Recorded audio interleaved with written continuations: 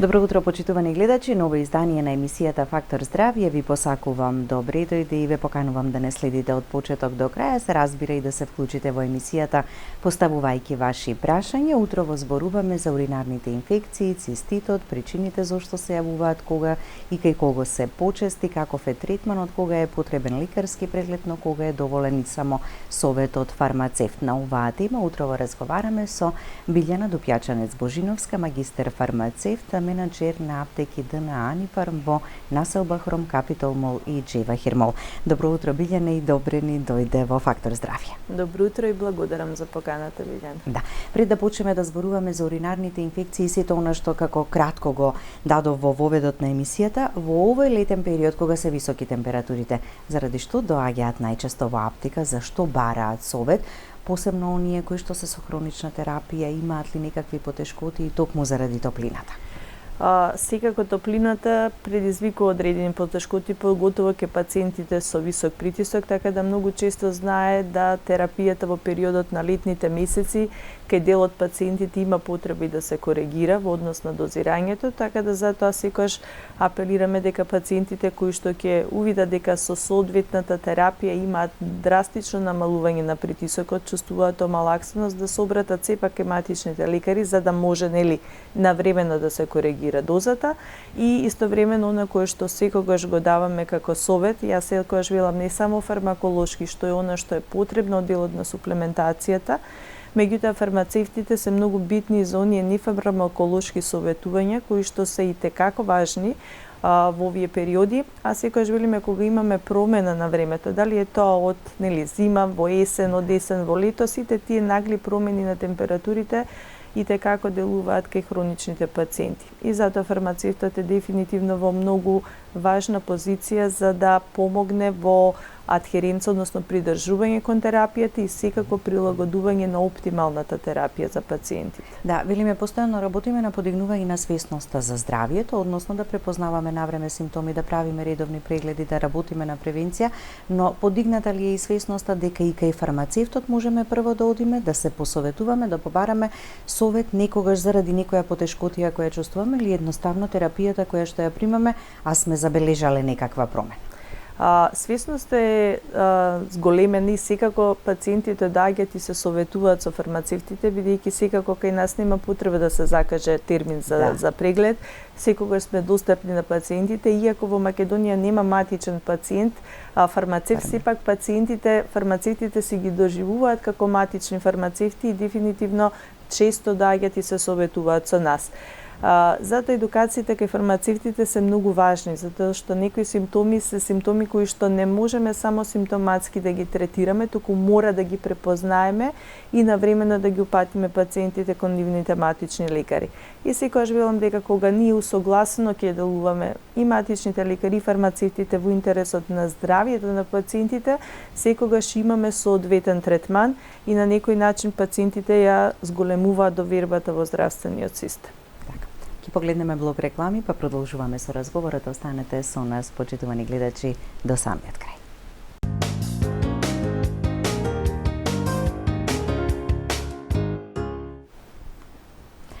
За уринарните инфекции, циститот, причините за појава, третманот, дополнителната суплементација, поддршката на природна база, превенцијата и сите останати работи, утрово разговараме со Билјана Дупјачанец-Божиновска, магистер фармацевт, менаџер на аптеки ДНА Анифарм во населба Хром, Капитол Мол и Джева Хирмол. Дали, Билјана, уринарните инфекции се почести во летниот период, иако најчесто ги поврзуваме со зимата, велиме се преладуваме, студено е времето, па некако лаички помислуваме дека може би почести треба да бидат во тој период. Или обратно? Обратно е, почести се уринарните инфекции во лето, а причината зошто е тоа така е затоа што во летниот период многу често не земуваме доволно течности. Телото од топлината преку потењето губи голем дел од течности, затоа секогаш велиме дека хидрирањето на телото е основа пред се за нормална функција, а уште повеќе за нормална функција на уринарниот тракт. Задршката, одиме на патување, па не можеме во моментот кога ни се оди во тоалет, значи да испражниме мочниот меор. Односно, тоа е една втора од причините зошто многу често во летниот период се јавуваат уринарните инфекции. Уринарните инфекции летото и топлото се одлична подлога за развој на бактерии. Значи присуството на бактерии е уште поголемо, а базените кои што сепак се контакт на некој начин, ако не се соодветно доволно хлорирани, дефинитивно се уште една голема причина за пренос на овие уринарни инфекции. Затоа заклучокот е да, во летниот период тие се многу почести се кај жените за разлика од мажите.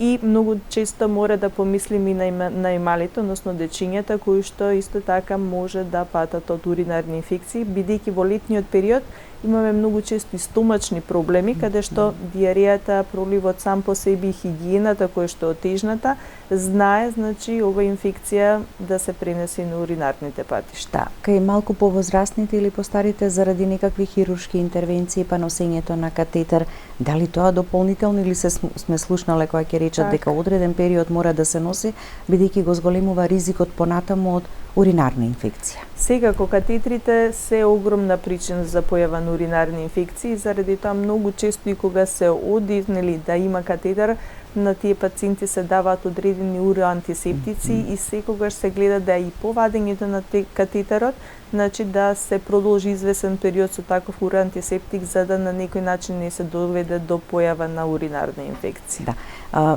Честотата колкава е? Се жалат голем број пациенти, веројатно и од она што во аптека го гледате кога ќе дојдат да ја земат или терапијата или да побараат некој друг совет за нешто со кое што се соочувале подолг период. Да, симптомите со кои што се жалат пациентите се она кое што кај фармацевтите дава сомнеш. Честото потреба за мокрење, неможноста да се измокри целосно, односно целосно да се испразни мочниот мејор. Се некои симптоми, печењето, жарењето со кои што пациентите се жалат и многу често можеме да кажеме дека се случува да дел од овие уринарни инфекции се пропратени дури и со високи температури, каде што секогаш велиме колку порано ги препознаеме симптомите, навремено делуваме, тогаш уринарните инфекции ќе ги задржиме на долните уринарни патишта, односно како уретритис или циститис. Циститисот е воспаление на мочниот мејор, меѓутоа ако не соодветно се делува навремено, ова инфекција може понатаму да се пренеси во бубрезите како пиелонефритис и дури да доведе понатаму ако не се делува дури до сепса. Затоа велиме брзината и должината на терапија е многу важна кај овие уринарни инфекции за да можеме соодветно да ги заштитиме пациентите. А некогаш и ќе се појават вакви симптоми, ама едноставно не знаеме како да реагираме или што да правиме. Најдобро е тогаш да дојдеме или до аптека да се советуваме, да побараме совет од фармацевт или едноставно кај својот матичен лекар, така па да ги презентираме тие симптоми. Симптомите кога се јавуваат, бидејќи многу често знаат да бидат пропратени со грчеви и колики, значи не само во долниот дел на стомакот, туку многу често да се рефлектира како грбна болка. Пациентите кои што имаат веќе висока температура, значи и имаат дополнително проблеми со болки, тие дефинитивно брзаат да го најдат своето решение и се обраќаат кај матичните лекари. Меѓутоа, она што можеме ние да го заклучиме е дека најмалку секоја втора жена во животот барем еднаш ќе заболи од циститис или уретритис и симптомите се веќе добро познати. И она со кое што секогаш советуваме, најголем дел од пациентите одат и кон само лекување, што е сосема погрешно при овие уринарни инфекции. Знаат дека претходната терапија што ја имале не ја довршиле целосно, имаат неколку таблетки останато од антибиотската терапија и велат да минатиот пат 3 дена пиев од антибиотикот и одлично се чувствував. Она што мораме како фармацевти секогаш да опоменуваме да пациентите се придржуваат кон доволно долга терапија, заради тоа што кај циститисите многу брзо се намалуваат симптомите и пациентите сметаат дека е завршена терапијата и прекинуваат со третманот. Рекурентните или повторувачките инфекции се оние кои што пациентот го доведуваат во опасност, каде што се создаваат резистентни соеви, односно бактерии кои што веќе се отпорни на антибиотиците и тука веќе имаме многу поголем проблем во третманот кај овие пациенти.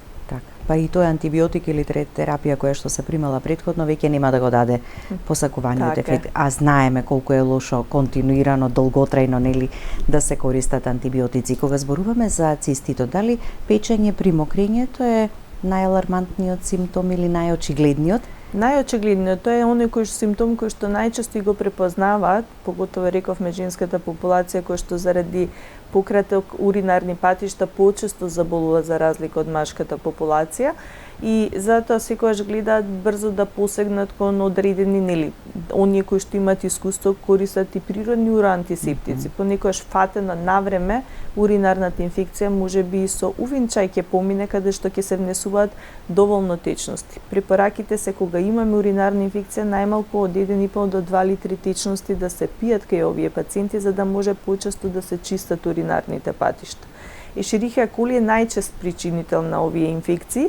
Таа во основа и нормална, бактерија што се наоѓа и во цревата и во уринарните патишта, меѓутоа кога ќе падне имунитетот во топлото време, што рековме топлината е дополнителен проблем, задршката на урин или нецелосното измокрување, е исто така нешто што треба да го советуваме, затоа што секогаш пациентите мислат дека кратко време и брзо стануваат од мокрењето. Мора да дозволиме целосно да се испразни мочниот мејор, бидејќи она резидуален или остаток на урина во мочниот мејор е причина да таа бактерија подолго време остане и низиниот број доста се намножи.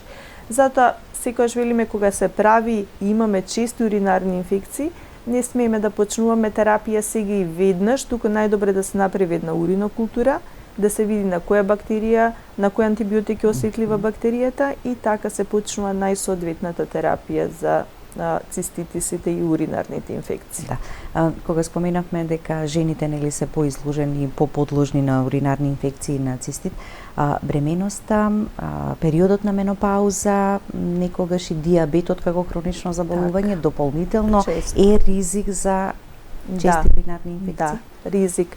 Диабетот сам по себе дава и доста гликоза во самата урина, што таа сладка средина дополнително е одлична подлога за бактериски инфекции. Точно пациентите со диабетес често страдаат од уринарни инфекции, а менопаузата, нарушувањето на хормоналниот дисбаланс, кај жената е тој период каде што многу често се случува и пад на имунолошкиот одговор, па секогаш велиме дека дефинитивно мораме да ги даваме правите советувања, поготово кај оние кои што имаат чести уринарни инфекции.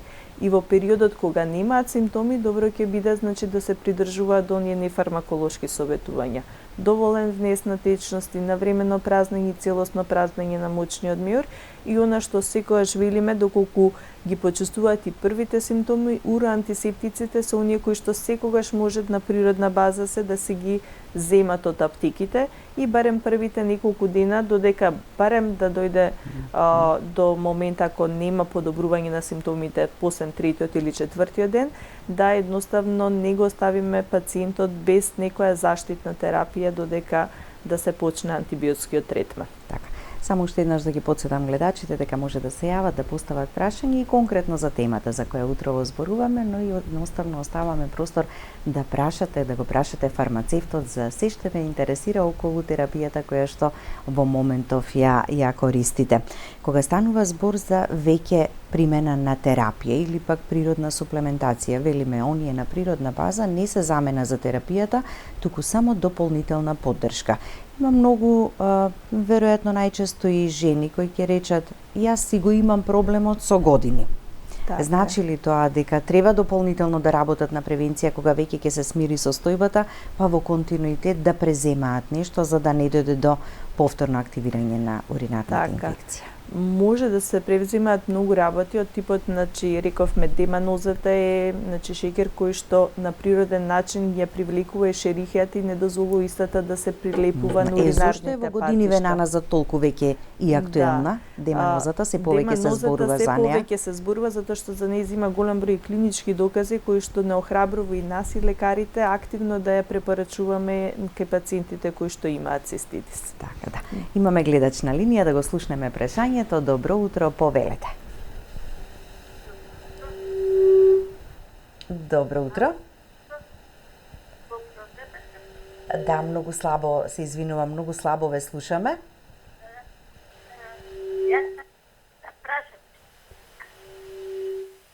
Повелете. Ајде, продолжете. Ако од режија успеваат подобро да ве слушнат, па да ми го кажат да Прашањето. или пак да ве замолам да се обидете уште еднаш да се јавите, па можеби сега следниот пат ќе можеме подобро и да се слушнеме. Дали имаме и следно јавување? Да, ве слушам јас. Дали ме слушате ве? Сега ве слушаме. Ајде, повелете. Сакам да поставам прашање, пошто боледувам од ова уринарни инфекции, јас одев и на лекар, и на матичен, и на гинеколог, секаде. Ми дават лекарства, ама јас сум алергична на сите лекарства, на антибиотици, не смеам да пијам. Јас се мачам толку време. Што може да се преземе од таа работа? Што имате пиено антибиотици до сега? Ало? На кои антибиотици сте алергични? Добре, јас во основа и можеме да одговориме на ви прашањата. благодариме. Да. Иако пациентката е алергична на одреден тип на антибиотици, верувам дека кога ќе се направи антибиограм, ќе се најде одреден антибиотик на кој што бактеријата е осетлива. Доколку немаме таков тип на антибиотици, многу често самите ура-антисептици се многу безбедни и многу ретко јавуваат алергиски реакции, така да можеби кај ваквите пациенти ние сме виделе во пракса одредени уринарни инфекции откако ќе заврши антибиотската терапија од 10 некогаш и до 14 дена, се продолжува со ура-антисептик дури во наредниот месец дена во превентивни дози, кои што прават и овозможуваат една сепак стерилна мокрача се додека не се исчисти високиот титар на бактерии во уринарниот тракт. И кога ќе се прашаме дали штета ќе направи толку долгорочната терапија, секогаш треба да помислиме што би направила штета бактеријата доколку соодветно не се истретира доволно долго. И секогаш велиме дека кога се дава и се препишува одредена терапија, се ставаат нели на таз од една страна бенефитите што се добиваат од терапијата и оние несакани ефекти кои што би се јавиле од терапијата и од неистретираната инфекција. И затоа велам, ондан за кој што треба пациентите да се имаат соодветна комуникација со фармацевтите и со матичните лекари и да бидат доволно истрени, затоа што уринарните инфекции се многу досадни и упорни инфекции. Заради тоа сметаме дека правилното водење кроз терапијата ќе ги намали сите несакани ефекти, а пациентот ќе биде комфорен затоа што срекни сме кога таа инфекција е задржана на долните уринарни патишта. Да не оди нагоре компликации, да не направи кои може сериозни да бидат. Значи пиелонефритите кои што се хронични, кои што се може да доведат до оштетување на паренхимот, понатаму може да доведат и до целосно оштетување на бубрезите, што голем дел од овие пациенти со такви чести повторливи бубрежни инфекции, значи доведуваме до диализа. И затоа велиме, токму таа превенција и правилно придржување кон терапијата ќе спречи компликации од болест. Така. Сега не успеавме до крај, нели сакаме секогаш да прашаме и дополнително нешто, но на природна база може ли нешто гледачката која што се јави барем сега да преземе или пак ќе може во аптека да се обрати па да добие совет дополнителен? Да, во аптека секако може, значи тука е УВ урси, значи мечкиното грозје како природни препарати, имаме голем број мешавини кои што се исто така чаеви кои што делуваат ура-антисептично, може би да се обрати во одредена билна аптека каде што се прават тие миксови, а од делот на аптеките значи имаме и деманоза која што ја споменавме и голем број други додатоци со пробиотици кои што ќе го зајакнат имунитетот и на некој начин ќе овозможат стерилна урина. Така, да го слушнеме и следното јавување, односно следниот гледач. Добро утро, повелете. Добро утро. Добро утро. Да, ете, така, ве слушаме, повелете. Се јавам од Болгранци. Така. Сакам да питам за бактерија, имам уште пред 20 години. Добра. И никако до сега да ја излечиме. Сите антибиотици ми се пробани и 2 пати имам инфузија давано, никак не може да се устрана. Инаку сум ја добил од катетрите. Катетрите, да. Сум оперисане на двата бубрека и плюс колената. И што ми става катетер, там нешто сум добил. Да. Затоа рековме, така доволно е, ви благодариме за јавувањето. Сега само што споменав дека пациентите треба да бидат свесни дека терапијата е многу долгорочна и треба многу често и по завршувањето на антибиотската терапија да се продолжи со антисептик, нешто што докторите треба тој пациент малку континуирано да го водат. Самиот пациент рече дека има многу чести бубрежни операции, од бубрегот е правен. Ние мора да споменеме дека има и одредени девијации кои што многу често се и вродени, како што се стенози или стеснување на уринарните патишта кои што предизвикуваат рефлекс, односно враќање на урината, место таа да оди во моќниот мејор, од моќниот мејор да излезе, значи рефлексно може да се врати во бубрезите и тој застој на урина во бубрезите знае да направи вакви хронични или пиелонефритиси, односно воспаление во бубрезите кои што ако не се третираат соодветно доведуваат и до сепса. Бидејќи пациентот веќе има таква комплицирана историја на болеста, значи не само матично, тука нефролозите се оние кои што мора да го водат овој пациент и она што е како совет од дел на фармацевте дека треба пациентите да бидат трпеливи и да се придржуваат малку подолгорочно кон терапијата. Само така ќе има успех во третманот. Така, никако како да се обесхрабруваме кога ќе ни речат или ќе речеме веќе не делува ниту еден антибиотик што го користиме. Тоа е, антибиотиците создаваат резистенција и отпорност заради неправилната употреба. Ние многу често велиме дека нашата недисциплина ќе доведе антибиотиците да веќе не делуваат и да луѓето за жал умираат од бактериски инфекции. И затоа кога апелираме дека антибиотикот не се користи при вирусни инфекции, дека антибиотикот не се зема на своја рака од она што претходно не сме го допиле, па ќе си ја почнеме самостојно терапијата дома, е нешто кое што го кажуваме како совет добронамерен даден кон пациентите. И тука мора да ја подигаме малку свеста заради тоа што ваквите инфекции кои што се почесто се среќаваат да ниту еден антибиотик веќе не делува, е најчесто заради неправилната терапија која што е почната и прекината пред време пред да се комплетно истретира бактеријата. Така, да. Јас верувам и дека гледачот редовно прави и контроли, меѓутоа повторно, така, и кај нефролог, и со фармацевт, и преку матичниот лекар, треба да се испита и да се најде решението, нели? Велиме, мораме да го најдеме решението, така? А природната поддршка, односно на природна база, дали важи и овде како и за претходната гледачка која секако, природната поддршка може да биде само дополнување на основната терапија, нема што да наштети во секој случај, меѓутоа ќе мора секако да биде контролирана од страна на нефрологот. Да. Да го слушнеме и следниот гледач. Добро утро, повелете. Добро утро, дали сум јас во емисија? Вие сте, да, повелете. Добар ден и поздрав до студиото. Ви благодариме. Вака сега, сакам гостинката да ја прашам.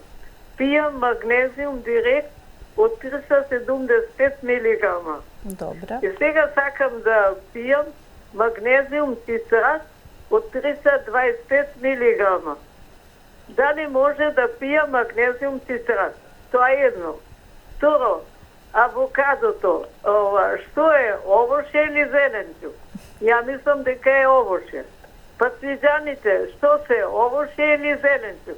Ја мислам дека се зеленчук. Пријатно и пала. Ви благодариме за јавувањето. Да. Тука треба некогаш и нутриционист да седнеме до нас. Да. Авокадото, патлиџанот, иако мислиме дека е зеленчук, меѓутоа го сврстуваат во овоше, што и нас фармацевтите не збунуваат некогаш некои работи. И она основна пирамида на исхрана што порано беше нели житарката во основата, сега почна дека овошето и зеленчукот треба да биде основа на исхраната, така да некои работи дефинитивно треба да седнеме на маса и да ги разјасниме заради тоа што со промената, јас велам, на животниот стил и околината се менуваат и многу работи кои што се по правило биле порано правила, сега се исклучок. Во однос на тоа, порано пиела магнезиум сулфат, сега сака магнезиум цитрат да пие. Многу е битно пациентот зошто го зема магнезиумот. Магнезиумот и сулфатот и цитратот не се ресорбираат толку, меѓутоа оној дел кој што го ресорбира е добар. Ако имаме грчеви во мускулите, пациентите кои што имаат проблем со пробавата, исто магнезиум сулфатот олеснува, поготово кај постарите пациенти многу често имаат проблем со тврда столица, така да Секогаш велиме дека многу е важно додатокот на исхрана да биде прилагоден спрема потребата на пациентот. Ако дојдеме во аптека и речеме ми треба за ова сакам, ќе знаете да ни препорачате така кој магнезиум. Соодветен тип на магнезиум кој што едноставно и секогаш велам дури и е многу важно дали тој магнезиум има во себе шеќер или нема, бидејќи имаме пациенти кои што хронично има дијабетес и треба да се внимава дури во делот на додатоците во исхрана што се прима и што се внесува кој овие пациенти. Добро, ќе оди гледачката во аптека, ќе каже зашто е потребно, па ќе кажат кој магнезиум, бидејќи нели целно насочено кон потребата. Така сега во последно време повеќе така слушаме, така ми треба за ова, ми треба за она, не генерално само магнезиум да примаме. Соодветен магнезиум за соодветна примена има. Да. Дали имаме уште еден гледач? Време е за уште еден блок реклами. Ве слушаме, повелете. Добар ден.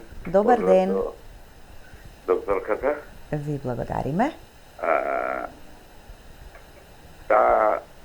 При незиниот говор кажа дека треба да се едуцираат пациентите. Точно е тоа. Меѓутоа, јас од моја лично искуство и од други, доста добро е да се едуцираат докторите. Во смисла, со такви инфекции и проблеми, многу лесно посегаат по антибиотици без никакви тестови. Антибиотиците, колку што читам, гледам, маката ме натерала, уопшто не делуваат. Така. Да, само да ве прашам, конкретно прашање имате или сакавте да го споделите ова? Кога чува мед и антибиотици ќе се даве без тестови при проверка на инфекција. И дали кај инфекцијата антибиотикот помагат, ако не е бактериски. Така, добро, ви благодариме, ќе погледнеме блок реклами, па советот и препораката, односно одговорот ќе го слушнете веднаш по рекламите.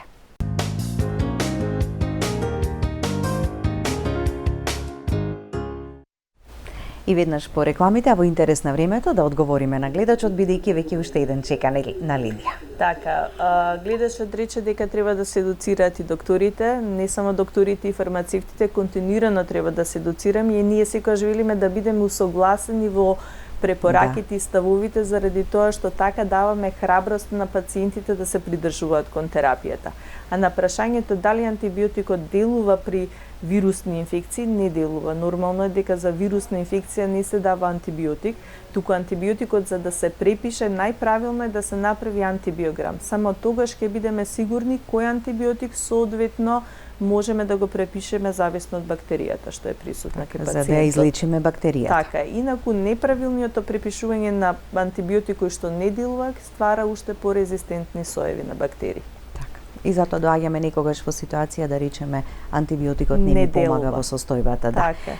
Да го слушнеме и следниот гледач. Добро утро и за вас. Повелете.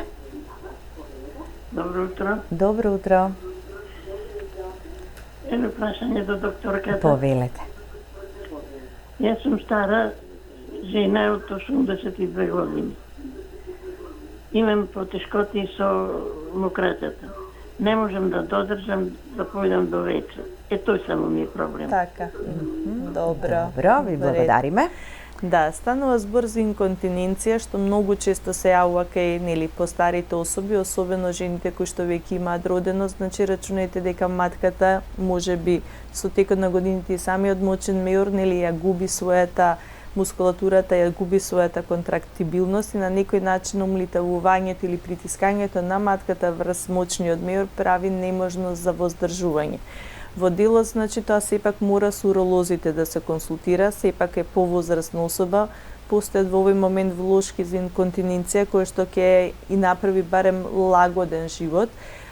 И сепак за ако треба некој хируршки зафат или одредени медицински помагала кои што се даваат во ваква ситуација, зависно во кој степен и стадиум е состојбата кај пациентот, сепак мора да се консултира со уролог. Она што би сакала да кажам, почесто во емисијата кога сум присутна, сите што се вклучуваат ме ословуваат како доктор. Јас сум фармацевт и многу често велам фармацевтите имаат ширина во своето знаење. Многу ми е драго кога во ваквите здравствени емисии ќе бидеме се почесто присутни, бидејќи знаењето кое што го имаме, сакаме на некој начин да го споделиме со оние на кои што сме им потребни. И секогаш викам, мораме заедно да делуваме, затоа што само заедништвото овозможува подигање на здравствениот систем и соодветна помош на пациентите. Така, и затоа и постојано континуирано работите на тоа, комуникацијата меѓу матичните лекари, фармацевтите, специјалистите, за на крај заеднички и со пациентот да се направи најдоброто за него. Секако. Пациент со хронични заболувања, односно хронична терапија, уринарна инфекција, па и дополнително симптоми како температура висока и ред други нешта. Како тука се наоѓа најдоброто да се направи за него, што да се примени во терапијата? Да, хроничната терапија пациентот мора да ја земе и врз основа на тоа откако ќе се направи уринарна култура, уринокултура, да се види кој антибиотик е најсоодветен, се одбира соодветна антибиотска терапија. Антибиотикот е на некој начин акутен третман. Во моментот додека трае инфекцијата, антибиотикот мора да се зема, меѓутоа сега прашањето е што правиме со високата температура. Станува збор за воспалителен процес, станува збор кај што треба да ја намалиме температурата и многу често покрај антибиотикот гледаме преписи на одреден нестероиден антиинфламаторен лек. Тоа се оние добро познатите ибупрофени, кои што треба да го намалат воспалението, да ја спуштат температурата. Тука мора како фармацевти понекогаш да помислиме и на одредени интеракции, особено например со ципрофлоксацинот, сите оние хинолонски антибиотици кои што се препишуваат, а пациентот например зема терапија за епилепсија. Можно е понекогаш самиот ибупрофен да даде појава на конвулзии и затоа многу често ке пациентот не велиме нема да го земат ибупрофенот, меѓутоа доколку се јават одредени можеби несакани ефекти, сепак консултирајте се со фармацевтот или обратете се кај матичниот лекар. Можеме да направиме многу често кај пациентите кои што имаат бубрежна инсуфициенција, каде што веќе имаат оштетување на бубрезите, тука многу внимателно треба во препораките и земањето на овие нестероидни антиинфламаторни лекови, кои што можат, особено во комбинација со одредени антибиотици, да го зголемат оштетувањето на бубрезите, затоа што да не заборавиме. Најголем дел од антибиотиците и лековите се метаболираат во црниот дроб, меѓутоа се елиминираат преку бубрезите. И човекот кога се разгледува како една целина во која што треба да се помисли кои се бенефитите, а кои се несаканите ефекти. И секогаш да се најде соодветната комбинација на лекави кои што на некој начин ќе му помогне на пациентот, а ќе направи помала штета. Така. Кога зборуваме за природната суплементација како дополнителна поддршка на терапијата кога имаме уринарна инфекција, но и во период кога велиме превентивно да делуваме за да не се повторат, да не се јават повторно. Брусницата, деманозата и ред други кои се пробиотиците, зошто се важни да ги и колку време и како можеме да ги користиме? Така, пробиотиците дојде време да едноставно немаме ограничување. Имаме само разлика во типот на пробиотици, дали треба приоритет да делуваме на уринарната флора, вагиналната флора или да цревната флора. Тука имаме разлика кој пробиотик ќе го искористиме. Ограничување немаме која должина да се користи на пробиотиците, зашто колку подолго, толку подобро. Штета тој сам по себе не може да направи. Поделот на уроантисептиците, како што е деманозата, кој што е изолирана од брусницата, или убаурсито, кој што е добро познатиот увин чај, може да се користат и најдобро е да се користат можеби и во периодот на самата антибиотска терапија, меѓутоа најдобро е по прекина антибиотската терапија.